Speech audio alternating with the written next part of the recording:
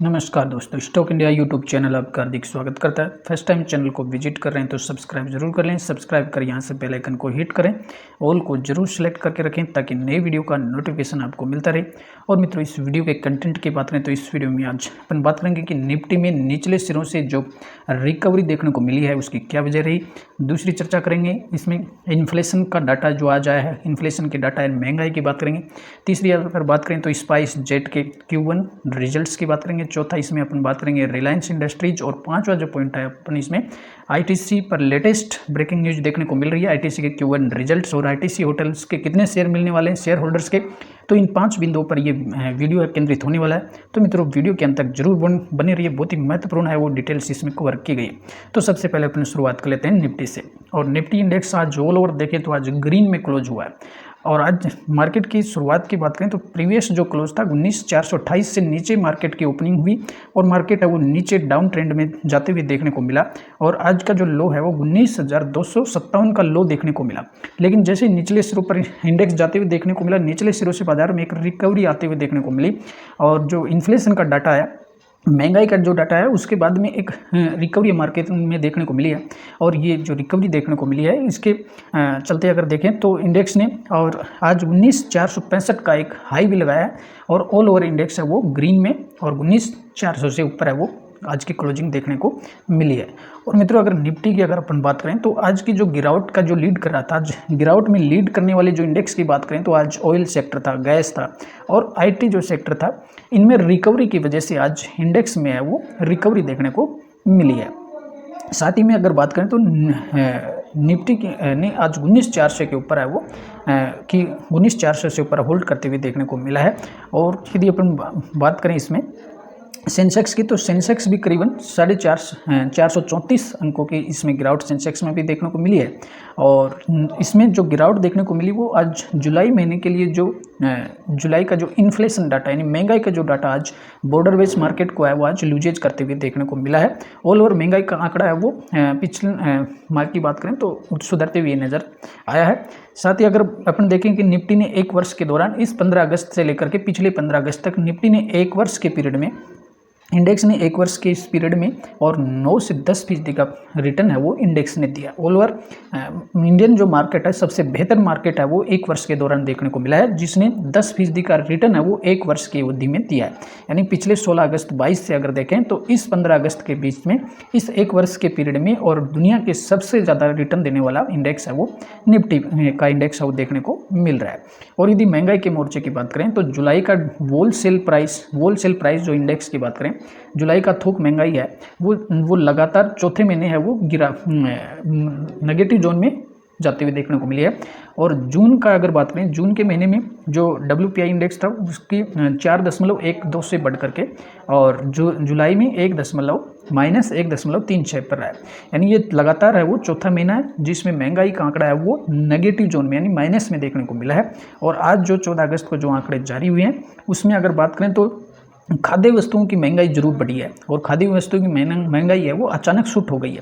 खाने पीने की जो चीज़ें थी कि महंगाई की बात करें तो खाद्य वस्तुओं की जो महंगाई थी वो जून में 1.24% थी, जिससे बढ़कर के जुलाई में 7.7% पर आ गई है। यानी इस एक महीने के दौरान अगर महंगाई जो बढ़ी है तो वो खाद्य वस्तुओं की बढ़ी है, जिसमें सब्जियों की महंगाई प्रमुखता से बढ़ी है। और जून में ये सब खाद्य वस्तुओं की महंगाई का आंकड़ा 1.24 था, जिससे बढ़कर के जुलाई में 7.75 हो गया।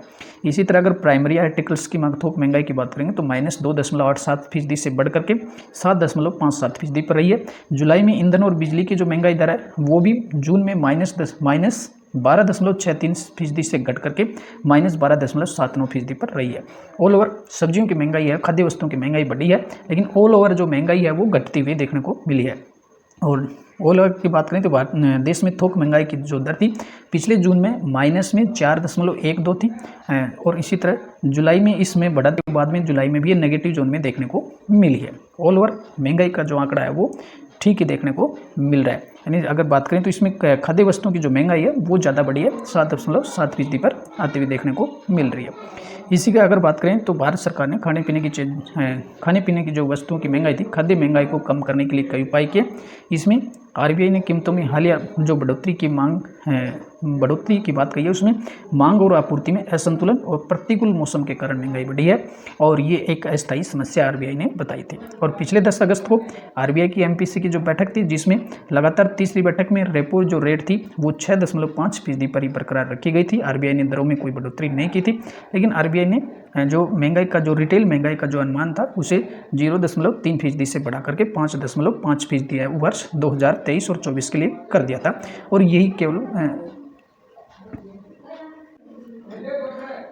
और ये जो आंकड़ा था कि आरबीआई ने जो वर्ष 23 और 24 के लिए इन्फ्लेशन महंगाई का जो अनुमान है वो अपना अनुमान बढ़ा दिया था, ये एक बाजार के लिए वो एक नेगेटिव की बात थी, देखने को मिली थी।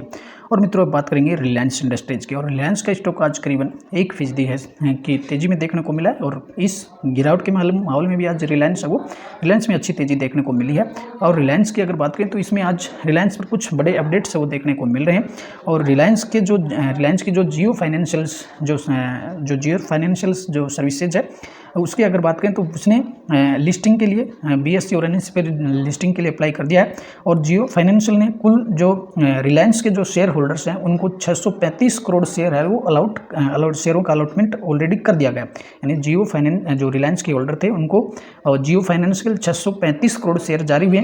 साथ ही इसमें रिलायंस ने एक बड़ा एक्विजिशन भी है वो किया है। और रिलायंस का जो जियो प्लेटफॉर्म है उसने करीबन यूएस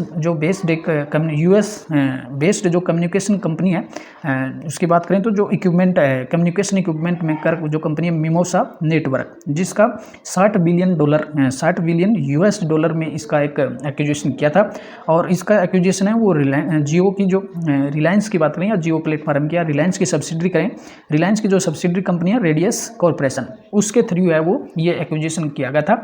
और बहुत ही बड़ा एक्विजिशन है जो जियो प्लेटफॉर्म जो जियो के लिए एक बहुत ही रणनीतिक रूप से बहुत ही महत्वपूर्ण साबित होने वाला है ये एक्विजिशन। और जियो को ये कम्युनिकेशन सिस्टम में सपोर्ट करेगा। तो ये दो बड़ी न्यूज़ थी आज जियो पर देखने को मिल रही थी, रिलायंस पर देखने को मिली, जिसके चलते आज स्टॉक्स में 1% से ज़्यादा की तेजी देखने को मिली। साथ ही अगर रिलायंस के मार्केट कैप की बात करें तो रिलायंस का मार्केट कैप है वो 17,23,300 करोड़ तक जाते हुए देखने को मिल रहा है। साथ ही आज रिलायंस ने एक बड़ा अपडेट दिया था कि वित्त वर्ष 2024 है उसमें जॉइंट वेंचर के माध्यम से रिलायंस है वो करीबन 14,000 करोड़ रुपए अपनी सब्सिडरी कंपनियों में इन्वेस्टमेंट करने वाला है। तो ये एक कल मार्केट को दी सूचना में रिलायंस के द्वारा बहुत ही बड़ा अपडेट दिया गया था कि वो अपनी सब्सिडरी कंपनी में 14,000 करोड़ का इन्वेस्टमेंट करने जा रहा है, जिसमें 2,500 करोड़ का जो इन्वेस्टमेंट है जो रिलायंस की सब्सिडरी कंपनी है रिलायंस सिबोर एलेस्टोमोर्स में करने वाला है जॉइंट वेंचर्स के माध्यम से। ये एक रिलायंस का जॉइंट वेंचर्स है रिलायंस सिबोर, इसमें 2,500 करोड़ इन्वेस्टमेंट करेगा। साथ ही जो रिलायंस की एक सब्सिडरी जो कंपनी है आलोक इंडस्ट्रीज, और आलोक इंडस्ट्रीज है वो रिटेल जो इन्वेस्टर हैं उनके पास काफ़ी बड़ी संख्या में ये इसमें शेयर होल्डर्स मौजूद हैं। तो इसमें जो रिलायंस की जो सब्सिडरी है आलोक इंडस्ट्रीज, इसमें 7,000 करोड़ का टारगेट है वो 7,000 करोड़ का इन्वेस्टमेंट है वो रिलायंस करने वाली है।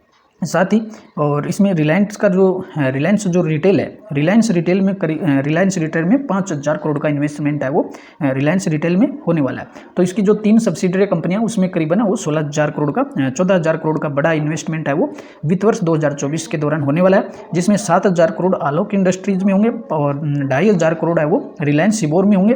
और रिलायंस जो रिटेल है रिलायंस की रिटेल जो शाखा है उसमें 5,000 करोड़ के इन्वेस्टमेंट का टारगेट है वो रिलायंस ने रखा है। साथ ही अगर हम बात करेंगे तो रिलायंस जो इंडस्ट्रीज है वो JFSL यानी जियो जो फाइनेंशियल है उसको जल्दी से जल्द है वो उसकी लिस्टिंग है वो कराना चाह रही है। साथ ही अगर बात करें तो आज एक बड़ा अपडेट रिलायंस के मार्केट कैप के लिहाज से देखें तो मुकेश जो अंबानी है वो उनकी जो टोटल वर्थ है वो 96.4 बिलियन डॉलर तक जाते हुए देखने को मिल रही है। और वो दुनिया के 11वें बड़े अमीर आदमी बन गए हैं और देश के पहले बड़े आदमी सबसे रिचेस्ट पर्सन है वो मुकेश अंबानी देखने को मिल रहे हैं। और रिचेस्ट पर्सन का ताज एक बार फिर से मुकेश अंबानी ने हासिल कर लिया है और दुनिया के 11वें। और मित्रों अब बात करेंगे रिलायंस की जो सब्सिडरी कंपनी है आलोक इंडस्ट्रीज। हालांकि आज इसमें 7,000 करोड़ रुपए का इन्वेस्टमेंट का वित्त वर्ष के दौरान होने वाला है, लेकिन इसमें आज स्टॉक्स में कोई तेजी यहाँ देखने को नहीं मिली है। स्टॉक 1.5% की गिरावट में देखने को मिल रहा है। और मित्रों अब बात करेंगे स्पाइस जेट की। और स्पाइस जेट का स्टॉक्स आज रॉकेट बनते हुए देखने को मिला है।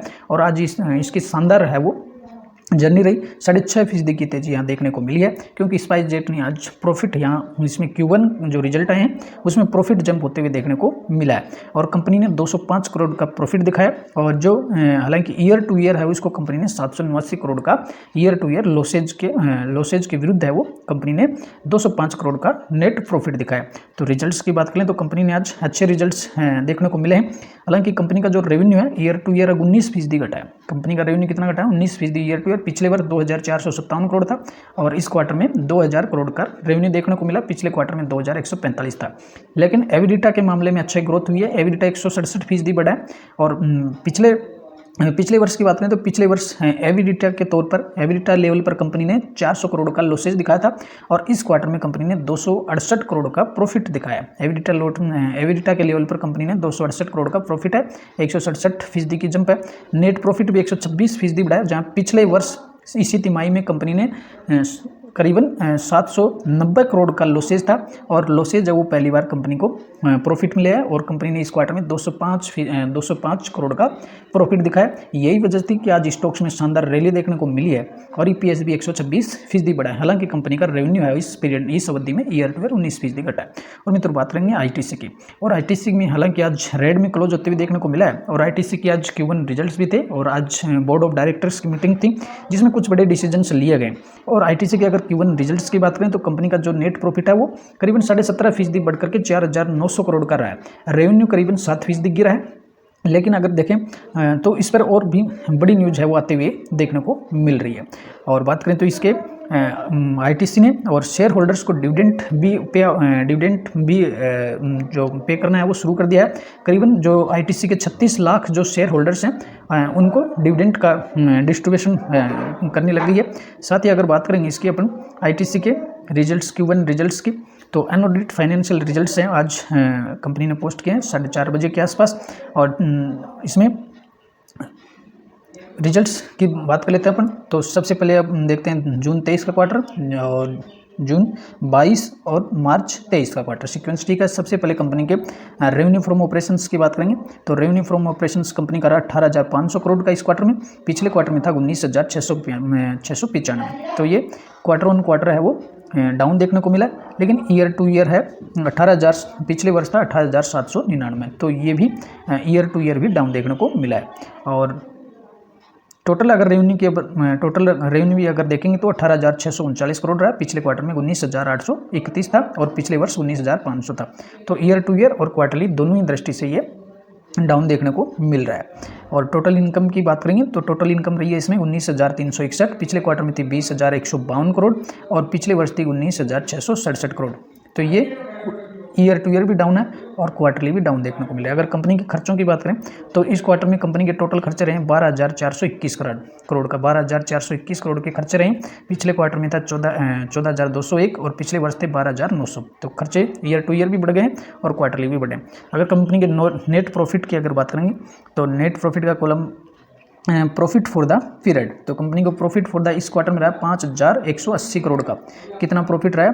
5,180 करोड़ का। और पिछले क्वार्टर में कितना था? 4,465 करोड़ का। तो ये क्वार्टर ऑन क्वार्टर जंप देखने को मिल रही है, यानी 4,465 से बढ़कर के 5,180 करोड़ हो गया। और पिछले वर्ष इसी तिमाही में था 5,225 करोड़। 5,000 कितना था? 5,225 करोड़। तो ये हालांकि ईयर टू ईयर है वो डाउन देखने को मिला, लेकिन क्वार्टरली अच्छी ग्रोथ देखने को मिलेगा। ऑल ईयर इसी का रिफ्लेक्शन अपने को ईपीएस में मिलेगा।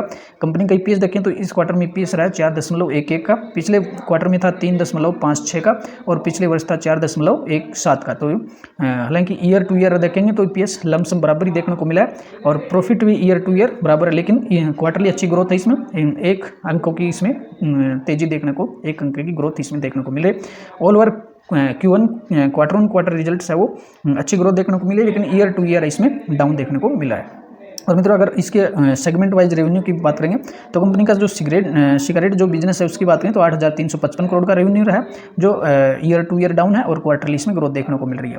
होटल बिजनेस की बात करें तो 624 करोड़ का रेवेन्यू यहाँ से आया। पिछले क्वार्टर में 580 करोड़ आया था, पिछले वर्ष 808 करोड़ आया था। तो होटल बिजनेस है वो डाउन देखने को मिल रहा है। ईयर टू ईयर है वो 200 करोड़ डाउन हुआ और क्वार्टरली है वो इसमें वृद्धि देखने को, ग्रोथ देखने को मिली है। तो सेगमेंट वाइज भी अगर देखें तो सिगरेट है, FMCG में अदर भी है और होटल एग्री बिजनेस से भी कुछ एग्री बिजनेस से भी करीबन कितना हुआ इसकी इनकम 5,726 करोड़ की हुई है। और पेपर बोर्ड, पेपर और पैकेजिंग से 2,120 करोड़ की हुई है। तो कुल मिलाकर के क्वार्टर ऑन क्वार्टर है वो सेगमेंट वाइज रेवेन्यू भी अच्छा ही देखने को मिला है, लेकिन ईयर टू ईयर है वो डाउन देखने को मिला है। और मित्रों एक बड़ी न्यूज़ है वो आप आते हुए देखने को मिल रही है कि आज ये बोर्ड ऑफ डायरेक्टर्स की जो मीटिंग थी उसमें ये डिसीजन लिया गया कि आईटीसी होटल की जो डीमर्ज हो रही है तो उसमें शेयरों का रेशो तय कर दिया गया। और जो आईटीसी होटल्स का है, आईटीसी के जो शेयर होल्डर्स 10 शेयर रखते हैं उन्हें आईटीसी का 1 शेयर है वो उन्हें मिलने वाला है। यानी जो शेयर होल्डर्स आईटीसी के 10 शेयर रखते हैं उन्हें आईटीसी होटल का 1 शेयर है वो अलॉट होगा। तो आज ये बड़ा डिसीजन है डीमर्जर पर लिया गया। और ये डीमर्जर आप पीडीएफ देख सकते हैं, demerger scheme involve the demerger of demerger undertakings. और इसमें लिखा हुआ है 4/10 ordinary share of face value of 1 और 1 etch held in the demerger company और 1 equity share of the face value paid up value of RS1। तो इसमें जो 10 शेयर आईटीसी के रखते हैं जो शेयर होल्डर्स उन्हें आईटीसी होटल का 1 शेयर मिलने वाला है। तो मित्रों ये थी आज की कुछ लेटेस्ट न्यूज जिनको अपन ने इसमें कवर किया है। आशा करते हैं वीडियो आपको हेल्पफुल लगा होगा। नमस्कार, अगले वीडियो में फिर मिलते हैं।